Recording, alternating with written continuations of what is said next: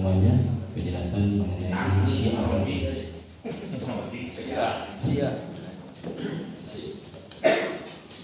Assalamualaikum warahmatullahi wabarakatuh. Alhamdulillah malam ini dengan saya paksa dengan saya juga Gus paling terbaik juga. Nah, baru rempang gitu kan, belum terbangun hubul ilminya. Ada dua hal yang ingin saya jelaskan. Yang pertama tentang Syiah, yang kedua tentang pribadi Sayyidina Ali karramallahu wajhah, supaya kita tidak salah mengambil kesimpulan. Yang pertama, ini suasananya sudah bagus ya. Walaupun hampir semuanya itu melakukan yang namanya generalisasi. Ini bahayanya sebuah pengambilan kesimpulan kalau kita hanya sebatas mengeneralisir. Jadi dengan bahasa Sunda Syiah teh aguskeun kana karung tah ieu Syiah. Saya harus di tengah-tengah antara kubu Pak Kiai Alawi dan bapak-bapak yang lainnya.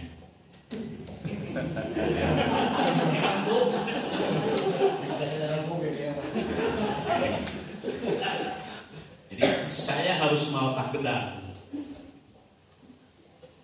Yang pertama, tumbuhnya Syiah itu bukan dari persoalan agama, tapi persoalan politik. Ini yang harus dipegang. Yang kedua, bahwa Syiah itu bukan amaliyah yang dilakukan oleh Sayyidina Ali.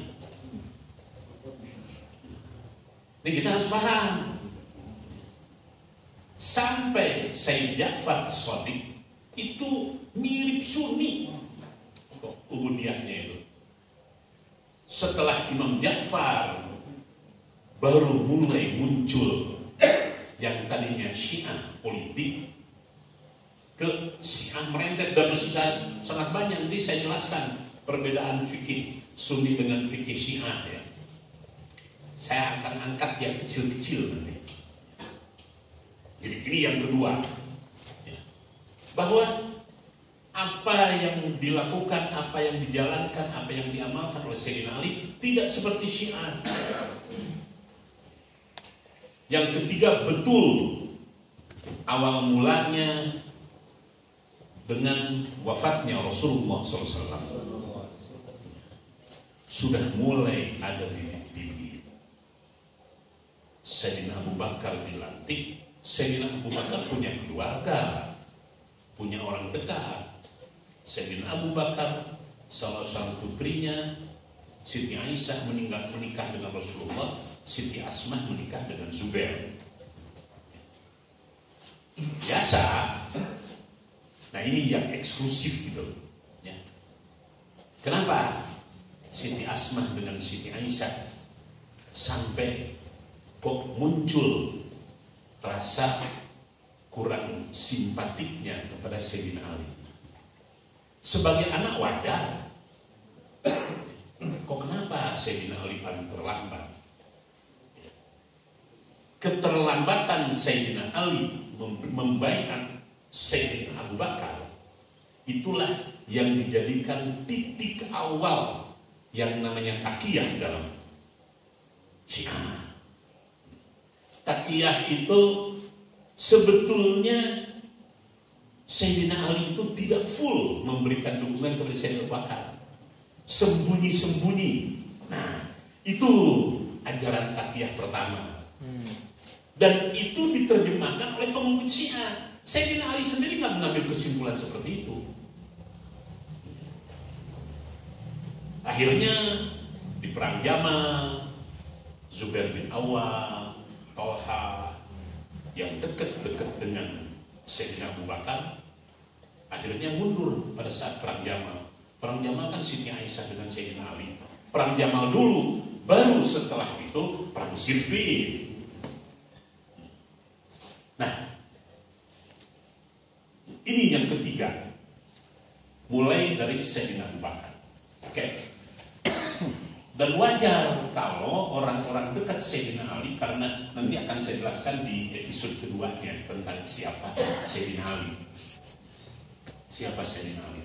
Awalnya dari persoalan politik, mengendap, terjadilah sebuah proses akumulasi kekecewaan orang-orang yang dekat dengan Sayyidina Ali. Tadi yang satu yang tidak disebutkan itu, selain Miqdad, Salman Al-Farisi, Abu Dzar Al-Ghifari, termasuk sahabat Ammar bin Yasir. Keempat orang ini selalu dekat dengan Sayyidina Ali, selalu dekat dengan saya. Dan orang-orang ini orang-orang cerdas.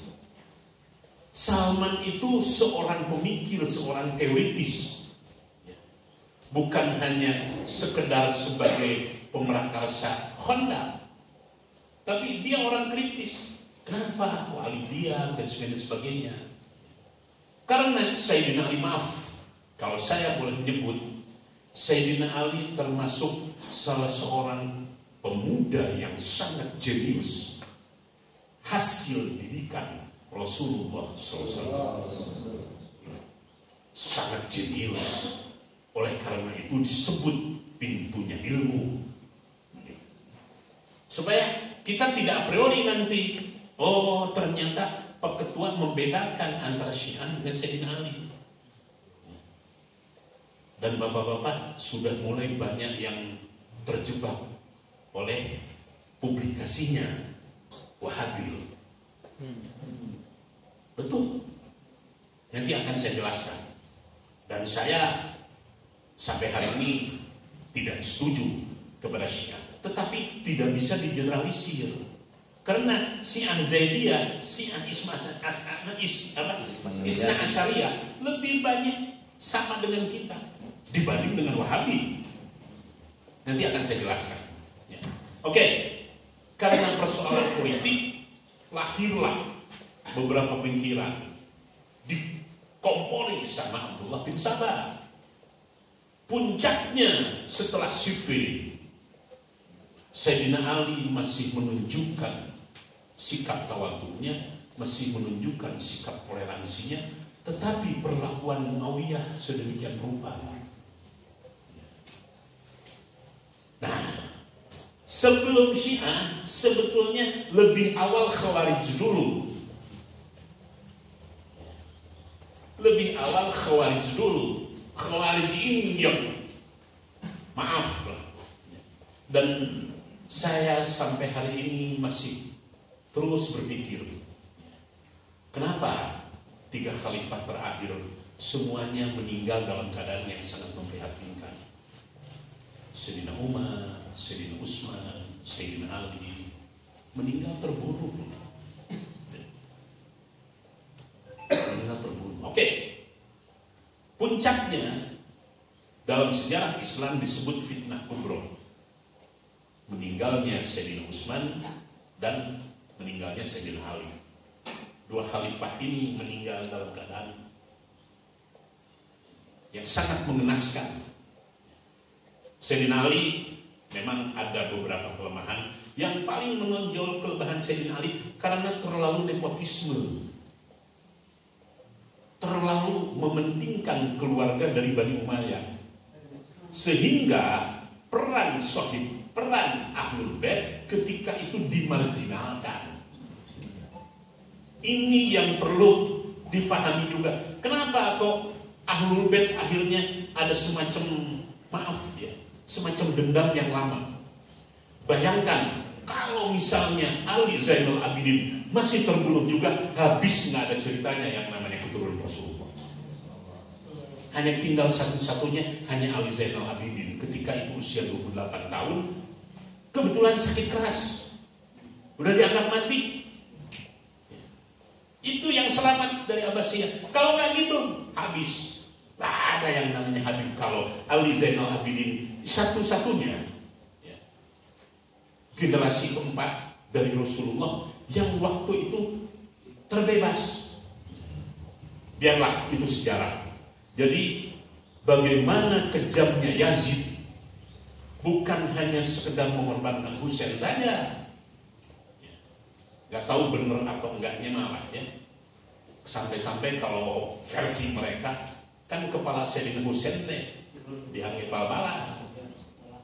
Kenapa orang Syiah itu melarang sepak bola? Karena itu cerita bal-balan itu di zaman itu, Karbala itu. Baik, kita masih berbicara tentang faham Syiah. Syiah yang pertama masih murni. Begitu masuk Abdullah bin Sabah, mulai ada ajaran-ajaran dari mulai Taqiyah, dan disampaikan Ar-Roja. Yang lupa itu ada satu yang mereka pegang juga yang namanya Al-Bada. Jadi nanti ada Taqiyah, ada Imamah, ada Al-Mahdiyah, ada Ismah, Maksum. Ini semua ajaran-ajaran utama Syiah yang jadi sumber mereka tiga.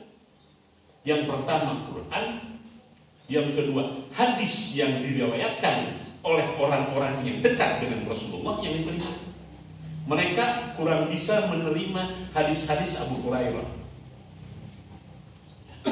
tetapi tidak semuanya. Nah, tadi bapak-bapak semua dicampurkan. Ada yang dari Rafidhah, ada yang dari Ismailiyah, ada yang dari Isna Asyariyah, ada yang dari Zaidiyah. Zaidiyah saja terbagi tiga. Ada Zaidiyah yang dikembangkan oleh Sulaiman, namanya Sulaimaniyah. Ada Zaidiyah yang dikembangkan oleh Jarudiyah.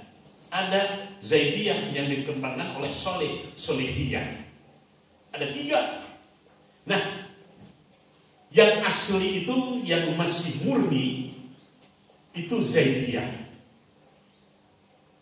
Maaf, Asyura itu Zaidiyah loh.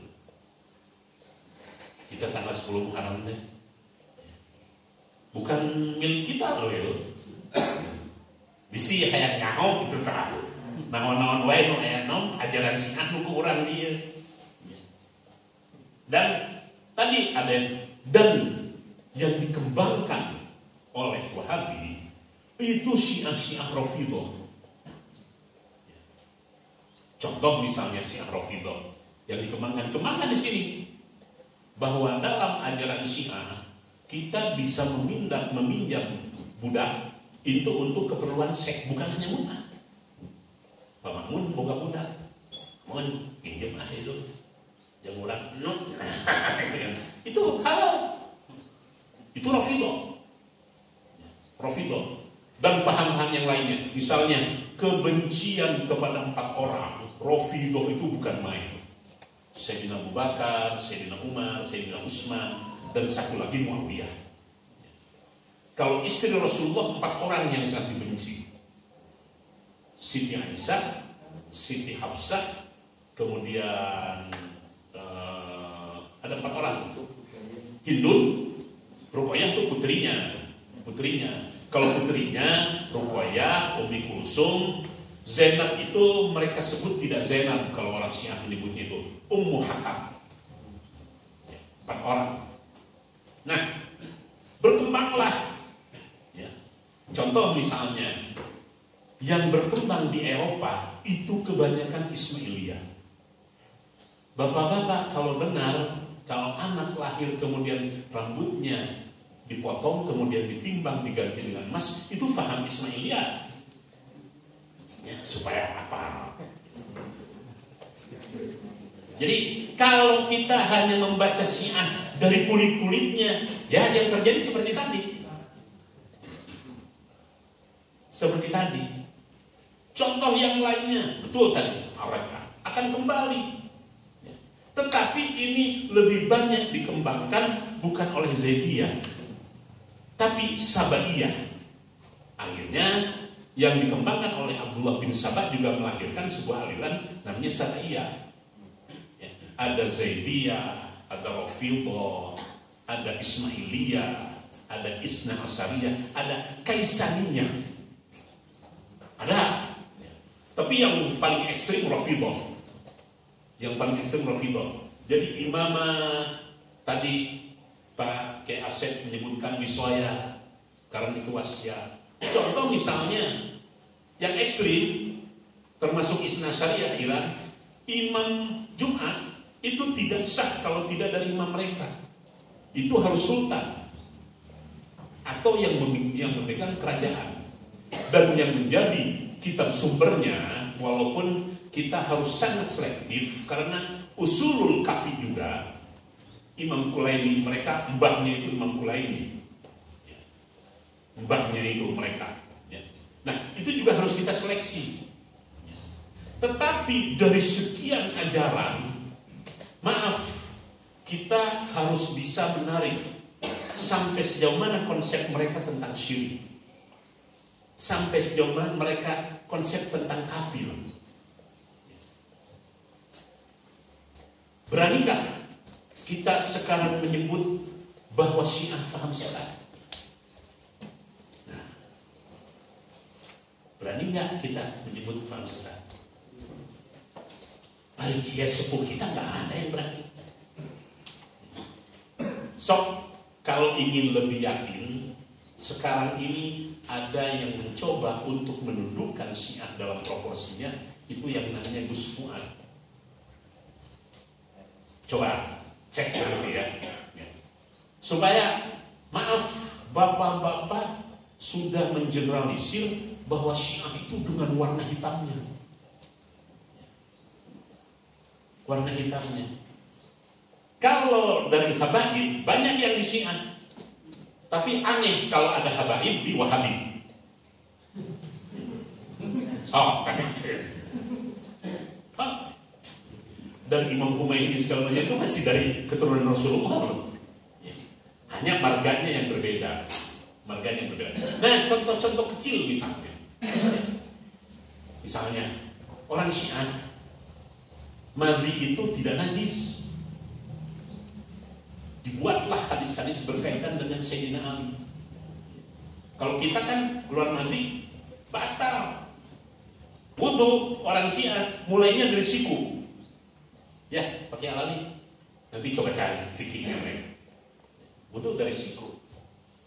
Ya. Sholat, hampir semua mazhab Syiah berpendapat boleh dijamak. Dan tidak hanya dibatasi oleh 3 hari. Oleh karena itu, keluarlah istilah bahwa waktu sholat di Syiah itu hanya 3 waktu. Bukan 3 waktunya jadi 5, jadi 3, enggak. Karena zuhur dengan asar bisa dijamak, maghrib dengan isya bisa dijamak, tetapi untuk bisa memenuhi ketentuan dijamak itu, persyaratannya yang banyak dihapus oleh kita. Ada sebuah logika yang dibangun oleh mereka. Ada sebuah logika yang dibangun oleh mereka. Contoh lain misalnya, waktu sholat, sedang sholat, ada yang assalamualaikum, boleh dijawab. Waalaikumsalam.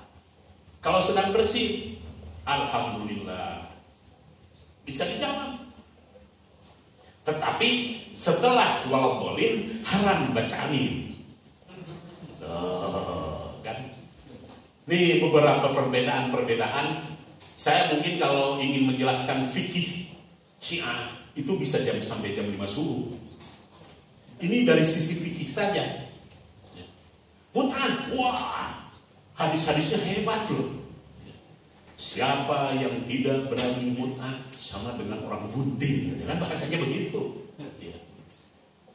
Syiah itu. Jadi dalam hal politik, dalam hal fikih, betul Ismailiyah dan Rafidhah mengatakan bahwa hampir sekian persen ayat Quran itu sudah dipalsukan karena sahabat-sahabat yang tidak jujur. Tetapi itu bukan pemikiran Syiah Zaidiyah. Nah ini. Jadi kalau kita ingin objektif, harus baca secara utuh. Saya harus bisa menjelaskan tentang roj'ah, bahwa nanti yang perlu saya jelaskan sebelum kiamat, konsep roj'ah dalam Syiah itu, sebelum kiamat bahwa Rasulullah dengan imam yang 12 akan turun mengawal Imam Mahdi. Nah, ini yang untuk kita mungkin tidak sama. Ada kesamaan. Kalau saya boleh berpendapat, kalau Syiah yang betul-betul Syiah, yang masih murni Zaidiyah, mungkin dengan kita itu 80%. Ada perbedaan 20%. Sayang kita banyak dicekoki oleh Rafidhah. Oleh karena itu, sok lihat. Mbah Hasyim sudah memprediksi bahwa nanti termasuk Syiah sudah diprediksi oleh Mbah Hasyim. Sudah mulai, tetapi dibanding dengan Wahabi masih lebih bahaya Wahabi. Dan betul, saya dalam hal ini harus membela Ki Alawi bahwa yang diangkat oleh Pak ini lebih banyak oleh Wahabinya. Bayangkan, saya saja diklaim oleh Atiyah itu termasuk pengurus Anas. Anas itu anti Syiah dulu. Dan kalau sudah ini, maaf, termasuk Heri juga, itu sebetulnya sih bukan Syiah Pak ini. Ya. Anak buahnya Atiyah. Hanya mereka nggak mau bisa kontak Daud. Ya. Itu Heri itu kita terjebak loh. Dan yang pertama melemparnya Rizal Fadlillah. Waduh, ini kalau ketahuan bahwa dia di dalam barisan kita, bahaya. Istrinya Ridwan Kamil, kemudian Odeh, itu kan binaan PKS setiap tahun dapat dana loh dari Kota Madia. Soheh.